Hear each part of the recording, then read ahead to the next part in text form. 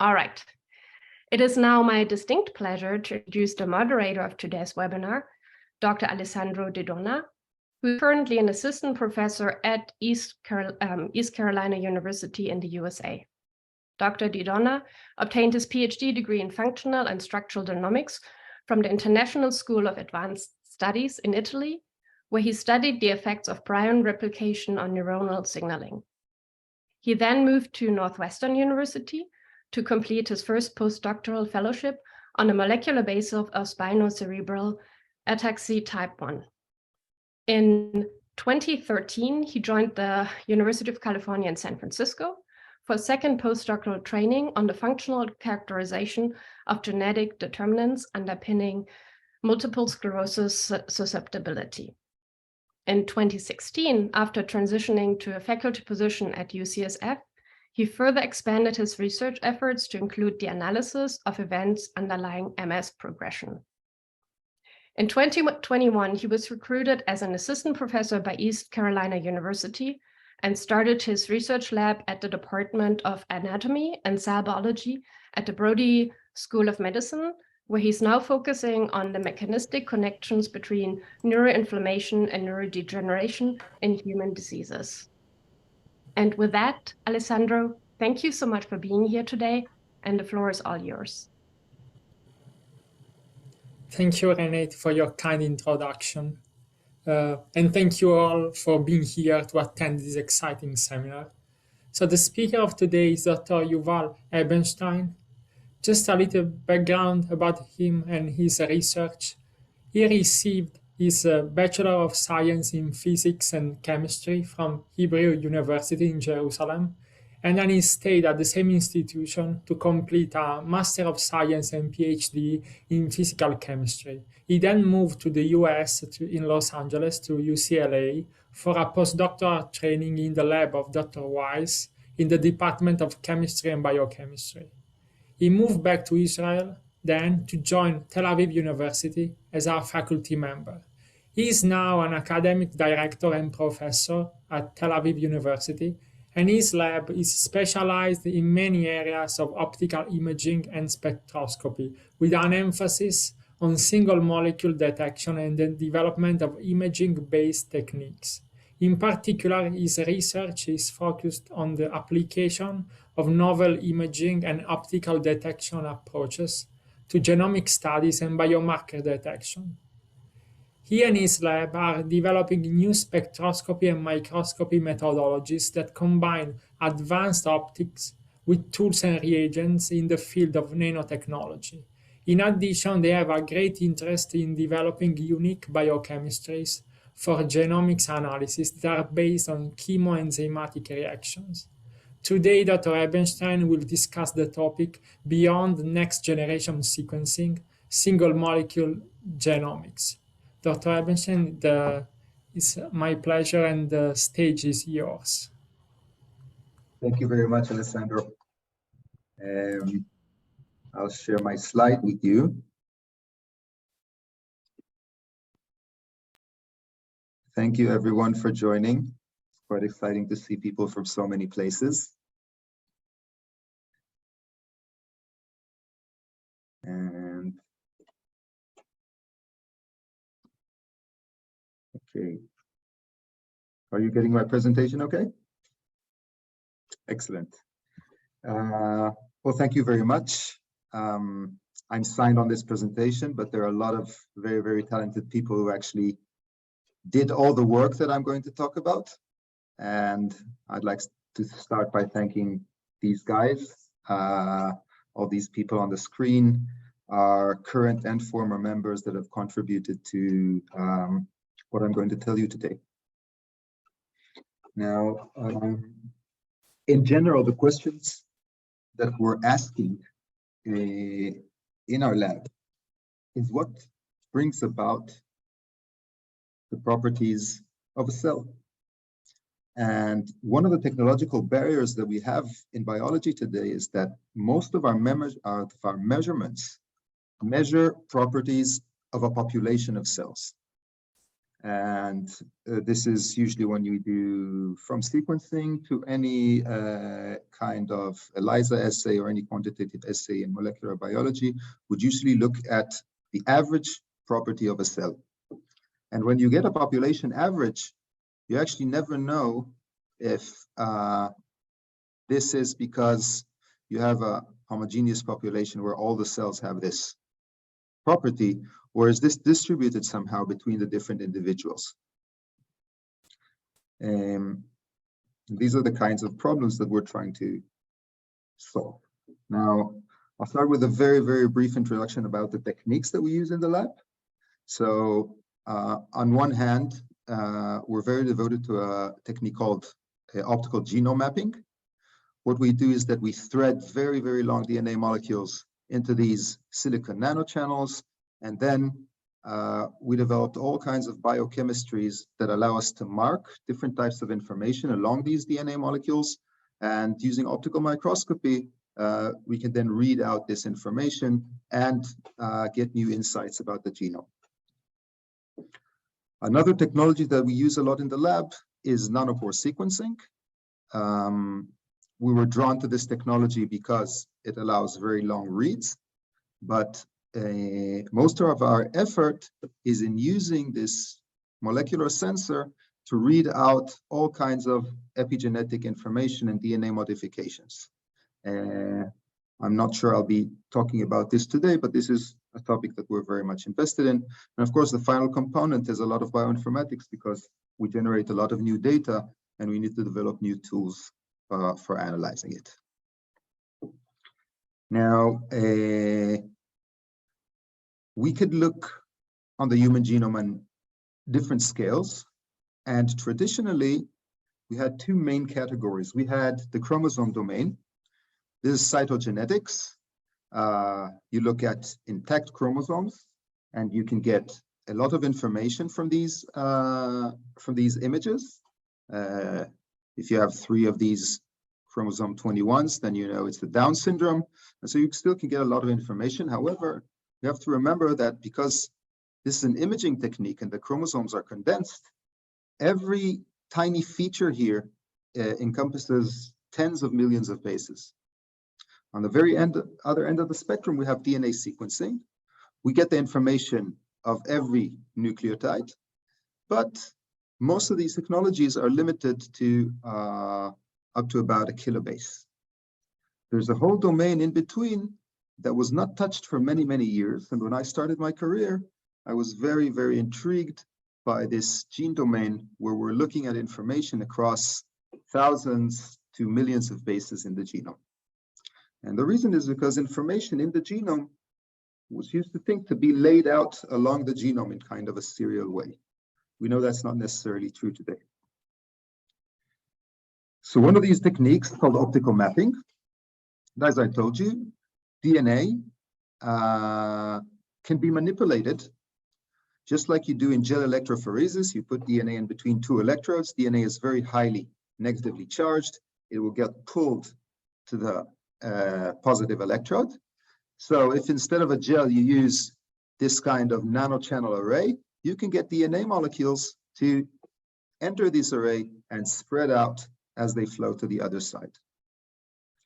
Now, this in itself is not enough, but if you have chemistries that can tag specific words on a DNA molecule, you can then have a sequence-specific barcode that will tell you exactly where in the genome this molecule came from. And this is an example. These are DNA molecules from my blood. This beautiful molecule is about 600,000 bases long. And if we look at its pattern, we can see that it matches exactly the expected reference at chromosome 5, exactly in this location. You can see that every fluorescent dot along the DNA has a matching expected location in the union genome reference. And this is very true until we reach this part. And here you see that suddenly the alignment lines become diagonal. And what this means is that I'm missing about 7,000 bases somewhere in this region. And this is the kind of information that we can get from these very long reads. Another interesting phenomenon in the genome, that a lot of the human genome is composed of repetitive elements.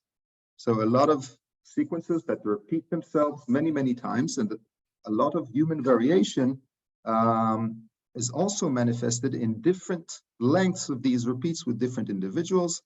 And as you can see in this repeat, which is in chromosome 19, I have about twice the number of repeats than the number that's represented in the common human genome.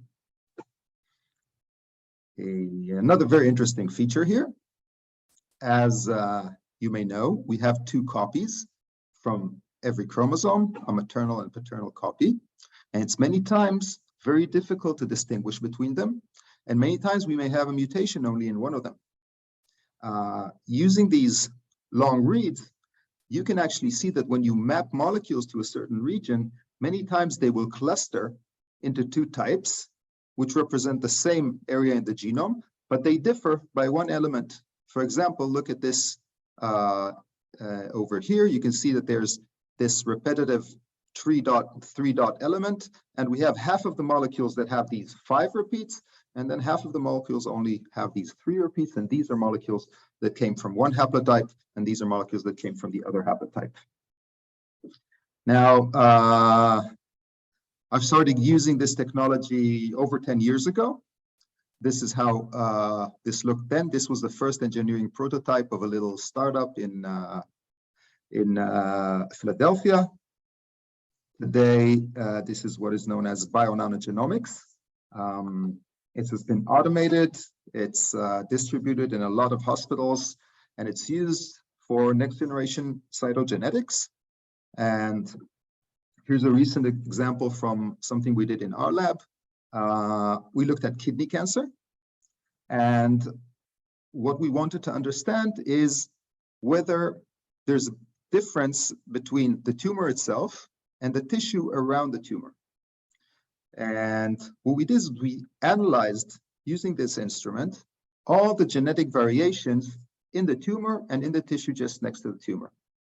What we can see in early stage is that this is a map of the chromosomes. You can see the numbers of chromosomes, and you can see the number of copies of each chromosome, and these lines going up and down tell you about big deletions or additions to the genome. But in general, you can see that there's no big difference at early stage between the tumor and the adjacent tissue, while at late stage, you can see that the tissue is very distorted in terms of its genetic. You're losing a complete arm of chromosome 3, you're losing one chromosome here, and there are a lot of aberrations. This is something that comes very apparent when you use this kind of technology. Other interesting things is that you can very easily see translocations. And this is an example. This is called a circus map. You have a slice for each chromosome, and we can tag a lot of information in that I don't want to go into. But one of the things, when you have these very long molecules and you see half of the molecule aligned to chromosome 14 and the other half aligned to chromosome 3, you know that you have this kind of fusion element where you have a piece of chromosome 3 attached to a piece of chromosome 14, and sometimes these go across smaller lengths and sometimes larger lengths. And these are also things that are very known to appear in cancer and are very hard to tackle with conventional technologies. In general, summing this experiment, what we see is that in early stage, we don't have a huge difference in genetic variations between the tumor and its surrounding environment. But at advanced stage, you see how much this pink circle grows. There are a lot of unique structural aberrations that come around in the tumor itself. But genetics is only a small part of this story. All the cells in our body have the same sequence. It's our sequence, it's our genome. Nevertheless, we have many, many different types of cells in our body, and they all look differently and behave differently. And this is because we have another layer of information on our genome. This is called DNA epigenetics. And this information is encoded in the form of chemical modifications to the DNA bases. The most famous DNA modification is DNA methylation. This is a methyl group attached to the nucleotide C. You will usually find this methyl group on a C that comes just before a G. That's why it's called a CPG. And commonly, many times, these CPGs concentrate in islands that sit near regulatory elements, so near promoters and enhancers of genes. Now, if you think about the chemistry of it, once such a region becomes methylated, this methyl group is very hydrophobic. It's very oily. So you can think of it as having a cluster of oily film on your promoter, preventing all the enzymes from sitting comfortably and doing their jobs. And this is usually the repressive effect of methylation. And this has been long known. Not so long ago, it was discovered that mammals also have what is called 5-hydroxymethylcytosine, hydroxymethylation. It's an oxidized form of methylation. It's performed by a family of enzymes called TET, who take an iron ion and oxidize the methyl group. And this is the first step in demethylation, so erasure of the methylation. And what this means is that epigenetic modifications are actually reversible. You could methylate a region and shut it off, and you can unmethylate it and turn it on. This is actually what's called a memory. And this memory is very important, first of all, in the first early stages of life during differentiation, because we've known for a long time that every cell type has a unique methylation pattern. And this is shown in this very beautiful older data from Howard Cedar and Ravid Straussman. You can see this is the name of the tissue and regions that are uniquely methylated only in this tissue.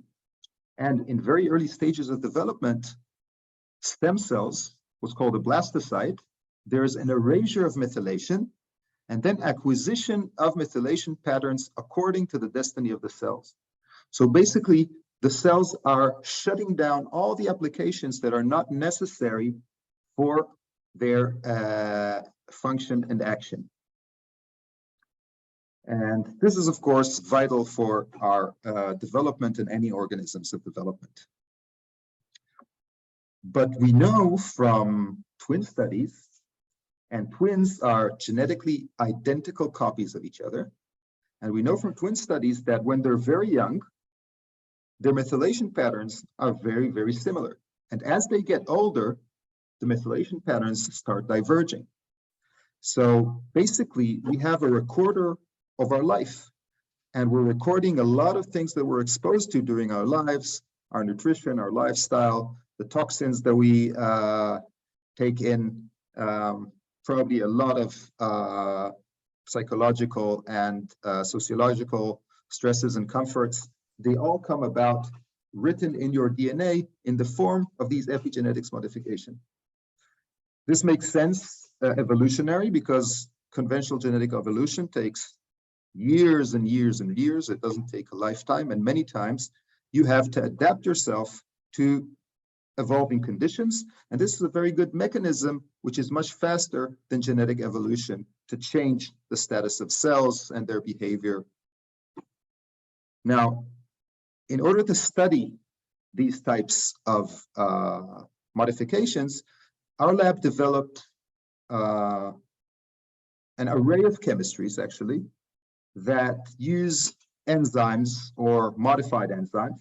And they used also synthetic cofactors that trick these enzymes into labeling the DNA for us at specific locations. And you can see an example here where for labeling hydroxymethylcytosine 5-HMC, we had a model system where we had some specific 5-HMCs planted in. We use a enzyme from a virus called glucosyltransferase. It attaches a glucose to every one of these 5-HMC residues. We synthesize this glucose to have an azide on it so that you could click a fluorophore onto that, and then you light up all these locations in the genome. And this has proven to be quite striking because when you look at DNA, you suddenly see these modifications as fluorescent dots along the DNA molecules. And what we see here is DNA that's extracted from colonoscopy tissue samples. What you see is this is a healthy colon. You see how you have a lot of 5-HMC, all these yellow dots. And this is from a colorectal tumor. See, it's almost completely depleted of all these 5-HMC dots. And this is tissue right next to this tumor. And what we've seen, averaging a few tens of samples, is that indeed, usually a healthy colon will have high levels of 5-HMC. Tumors will have very, very low, and next to the tumor will have a higher level. And this may be a way to diagnose this type of cancer earlier. We've also done the same thing with various blood cancers, and hopefully I'll be able to tell you more about this project later in the talk. I see that we don't have that much time left, so I'm going to speed up a little bit. Now we take these chemistries and we put them on the DNA and we throw that in the nanochannels. And what we find out is that now, above this green pattern of dots that give us our genetic locations, we have now the red dots that give us our epigenetic profile. And when we compare this to sequencing data, we see that we have very, very high correlation and that our data is very, very reliable. And we use this to profile real samples. And this is the example again of the kidney. What you see here are maps of the chromosomes, and we see the methylation profile around the adjacent tissue and just below it around in the tumor. This is for every chromosome. We see the same thing for 5-HMC. I note here that 5-HMC is a much rarer modification, and this is why it's much sparser, so it's very much easier to see the differences when you're looking at such a zoom out. However, when you zoom into it, you see that there are clear differences both in methylation and hydroxymethylation between the tumor and the adjacent tissue. And this is true. In this case, we are talking about the early stage cancer, where we almost did not see any genetic difference between the tumor and the healthy tissue. When we look at methylation and hydroxymethylation profiles around genes, what we see here in general is we're dividing this into levels of expression. This is for methylation. What we see is that if you look at the transcription start site, it gradually goes down with the degree of expression. Oh, sorry for that. And when you look at the 5-HMC, actually, it's much higher contrast and the scale is much better. When you look at the gene body, you see that as they have lower expression, you have a lower degree of 5-HMC, and you see this big difference between genes in the tumor and genes in the normal tissue. And what this tells us, the reason this is important is that you can get gene expression information from looking at this epigenetic on the DNA without needing to use RNA sequencing in addition to your DNA examination. And this is how it looks in a plot where you see the correlation between 5-HMC signal and the expression of different genes.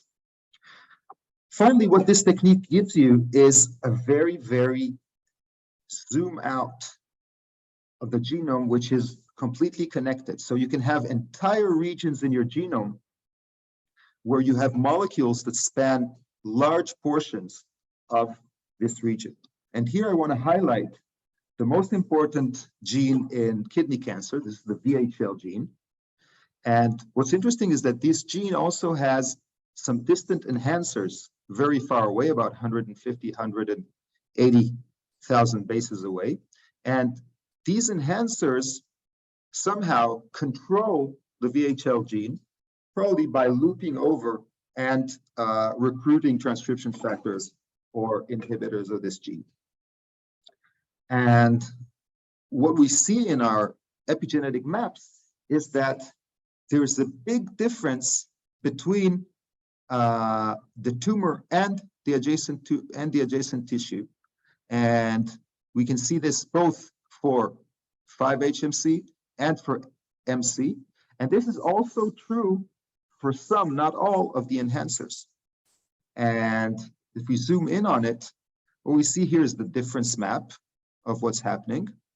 And we can interpret this map to the dynamics of what happens when a tumor progresses, because we can see the difference between what goes on just next to the tumor and the tumor itself, and try to understand what mechanistic pathways are involved. And in this case, what we can see is that you see a complete erasure of 5-HMC around the promoter and in general around the gene. And this would usually mean, since you did not gain any labeling here, this is usually mean that this is became highly methylated. And you can see similar effects here on the enhancers for modulation of the epigenetic pattern. You can look at this genome-wide, and we found some very pronounced biomarkers where you have a huge contrast between the tumor and the adjacent tissue. And these may be markers that are important in this kidney. And actually, when you look at the biogenesis, you find pathways that are involved, and this can be attributed also to new targets for drugs, which are epigenetic drugs. And I think just to summarize this piece of the story, we did see a lot of changes between the tumor and the adjacent tissue, even at early stage cancer. Of course, we see much more pronounced changes between stages of cancer. So the epigenetics is very, very important. And one of the interesting things that we can conclude here is that it may be reasonable, based on our data, that epigenetic changes occur even before genetic changes, at least at the large scale, because we've seen very pronounced epigenetic changes in regions where no genetic changes were observed. I'll end up with something I think that may interest a lot of you, and this is spinning out technology from the academia and out into the public.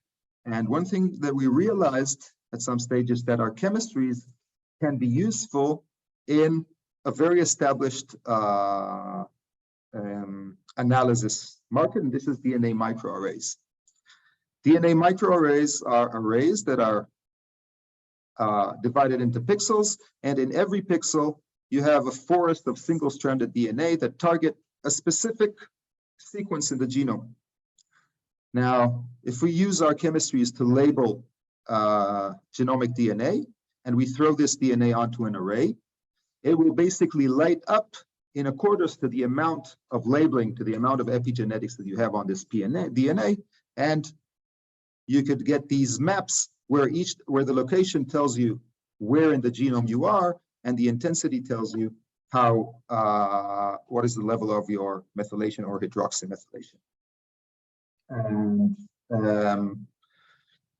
we've done some preliminary experiments and found very, very interesting differences in colon cancer, where we could really identify regions with very, very high epigenetic contrast between healthy and sick individuals. And there we actually founded a startup company called JaxBio. And this company is operating for about a year, developing a test for blood cancer, for lung cancer, and very recently got a very generous grant of 8.5 million euros for developing similar tests for hematological malignancies. And this is done using a very interesting concept that some of you may have heard of, which is liquid biopsy, cell-free DNA. Cells that die in our body, they shed their DNA into the bloodstream. And this means that at every given moment inside our blood plasma, there are bits of DNA that come from dying cells. So you have the status of cell death in your body from the last about half an hour. Tumors proliferate a lot, and this involves a lot of cell death. So when you have cancer, when you have a tumor, you're going to have elevated levels of DNA from that tumor in your blood. Now, we said earlier that different cells have the same genetics because they're all your cells with your genome, but they have very different epigenetics. And so if you look at the epigenetics of these bits of DNA, using this concept that I've told you about, you can label them and put them on an array. What you will get are levels that will allow you to differentiate between the healthy and sick individuals. What you see here is about results from about 50 lung cancer patients and 50 healthy individuals. And these are about 500 locations where we found very distinct differences in the methylation of these bits of DNA in the blood between these two populations. And this is basically the basis for these blood tests for cancer that are based on looking at methylation using this technology. And now after more than 100 samples that have been analyzed, you see that the sensitivity is very, very good. You can detect many of these cases, and hopefully this will advance and give hope to people by identifying disease very, very early when it's treatable and curable. Another interesting feature, we can distinguish between types of cancer because different types of cancer will also have, so the same lung cancer patients, we can discriminate between two types of lung cancer, which is another very interesting feature of this technology. With this, I'd like to end. Thank my group again in the NanoBioPhotonixLab at Tel Aviv University, my collaborators, especially the medical people that contributed their knowledge and samples, and all the funding agencies. And I encourage you all to come visit us in Tel Aviv. We have a lovely beach and a beautiful campus. Bye-bye. Thank you, Dr. Ebenstein. Great presentation, a very interesting topic. I think we can move on with the Q&A section. And I would like to start with a couple of questions from me. First, I would like to ask you if you could please comment about the application of this interesting methodology to other epigenetic marks, because you have this talk about DNA methylation. Do you envision any other application with other epigenetic marks involving, for example, chromatin structure? So definitely that's an option. Anything that you can label fluorescently can be mapped using this technique. I can tell you that from my lab, unpublished data that I hope will be available soon is something that looks like ATAC-seq, where we label the DNA inside the nucleus, and so only the exposed chromatin is labeled. And so when you do the mapping, you can see which regions are closed and which are open. We can also label DNA damage adducts, different types of DNA damage, and map those to the genome. And we've done also some work about replication, labeling newly replicated DNA.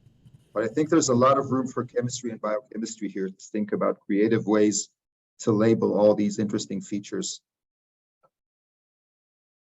Thank you so much. Another curiosity I have is about the resolution. So do you see like moving this technology from bulk to single cell optic sequencing?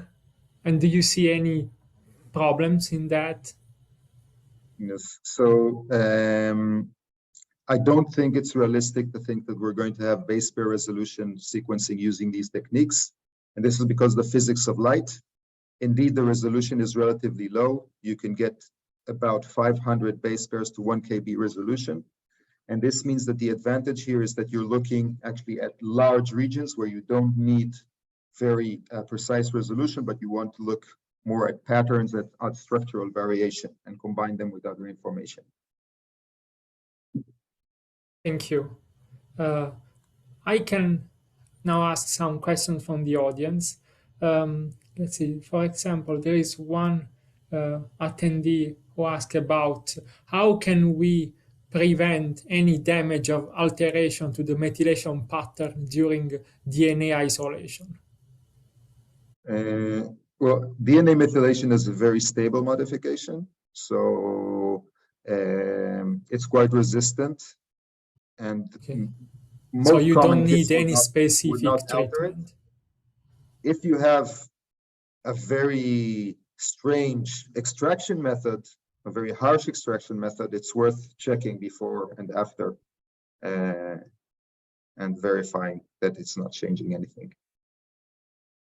Thank you. Another question from the audience is, how can we distinguish between methylation and hydroxymethylation? So indeed, the most common technique, which is bisulfite sequencing, does not distinguish between methylation and hydroxymethylation, which means that most of the methylation data in the world today is actually a convolution of methylation and hydroxymethylation. Today, there are emerging techniques for doing this distinction.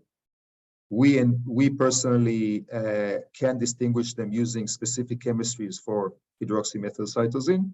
With nanopore sequencing, we also there are now emerging methods for reading 5-HMC directly. And of course, there are ways to pull down specifically the 5-HMC, and this is also used.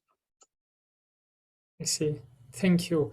Another question from the audience is, how does the modified sugar get administered to be incorporated into the DNA to enable the click chemistry? So you're welcome to see our papers. We've published it in several papers, but what we're using is enzyme called beta-glucosyl transferase. And this enzyme is susceptible also to modified sugars.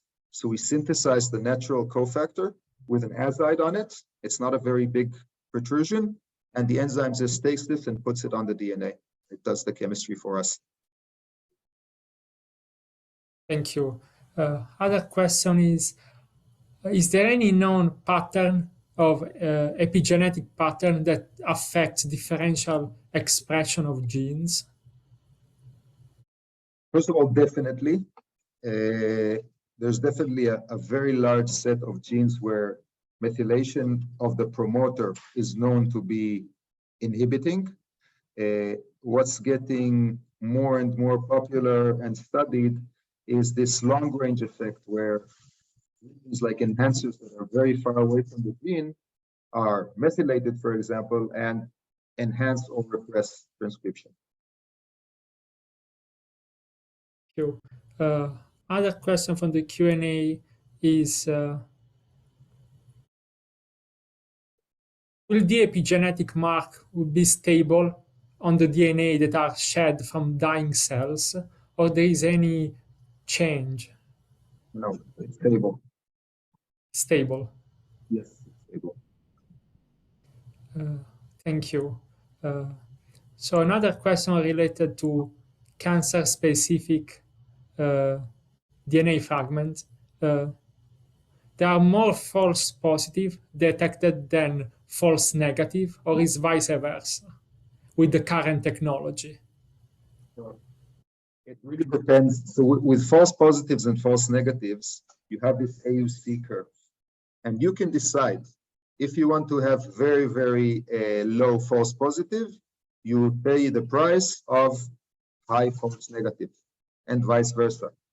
We are trying to reach a point where we have a 95%, so only 5% false positive, and above 85% of precision, which means less than 15% missed cases, false negatives.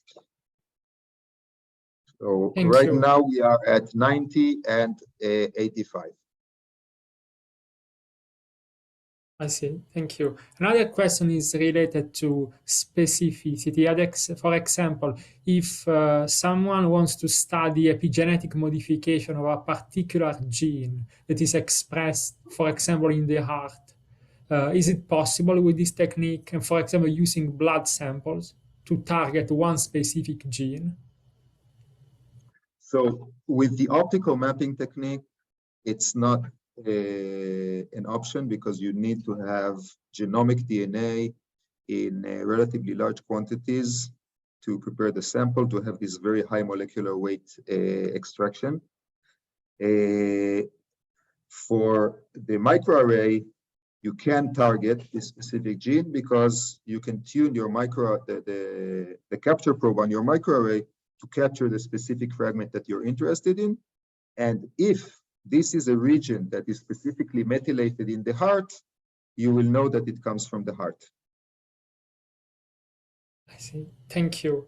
There's another question, more methodological. If this method can be used to study epigenetics in plants, and if there is any adaptation for the sample preparation. So first of all, the answer is yes. We even published recently methylation profiling in Arabidopsis in nucleic acid research. Plants are always a problem because they have all these funny chemicals and you have to be very careful with the DNA isolation, but there are protocols. There's a lot of plant work already done using optical genome mapping, and adapting the methylation protocol to that is relatively easy. Thank you. We have another attendee who asked about if you could please stress again and summarize the advantages of this methodology compared to the standard method based on NGS to study DNA methylation. Okay, so these are two complementary techniques and they don't address the same issues. With NGS, I can tell you that you will pay much more for the same coverage that you will get with optical mapping. So the price per copy is higher, but you will have higher resolution. On the other hand, if you use optical mapping, you will have access to all these repeats and to all these strange variations in the genome that sometimes may be important. And you will know how the methylation profile looks across these funny regions, which is something that is very hard to do with NGS. So it really depends on the application. Thank you. There is another question about gene expression. So if you look at the DNA methylation of the promoter and gene expression, do you almost always see the correlation between the level of methylation and the level of gene expression or not? No, it's not for all genes. Not all genes have promoters that are CpG rich and can be affected this way. I can say that it looks in general that when we look at hydroxymethylation, this has a higher correlation with gene expression, but in the gene body. So if you look at hydroxymethylation in the gene body, usually there is a very high correlation between the degree of expression and the degree of 5-HMC in the gene body, which means maybe that this whole region was unmethylated, and therefore, in order to express more the gene, and therefore we have this memory of unmethylation on the gene. Thank you. Another attendee asked about the application of this methodology for microorganisms. Can you use, for example, to study methylation in bacteria? Obviously, this method is a real overkill for bacteria because you can get, I think, 300 gigabases of data from a run here. But all these chemistries are applicable to any DNA in principle. So another question related to cancer and markers. So can we use mitochondrial enzymes as epigenetic markers in cancer? That is an interesting question, but out of my expertise, so I can't really answer. So another question, this is from me. I was interested, so you have been talking about the DNA. Do you envision using this technology for RNA modifications? So the microarray technique, definitely, because there are also RNA modifying enzymes that can do this labeling on RNA. For the optical mapping, I think it's not the right technique because you need very, very long molecules, and this is not very common for RNA. With nanopore sequencing, RNA modifications are definitely an interesting target to study. Thank you. And one other question is asking about the usage of this technology to find out specific infection in plants. So do you see...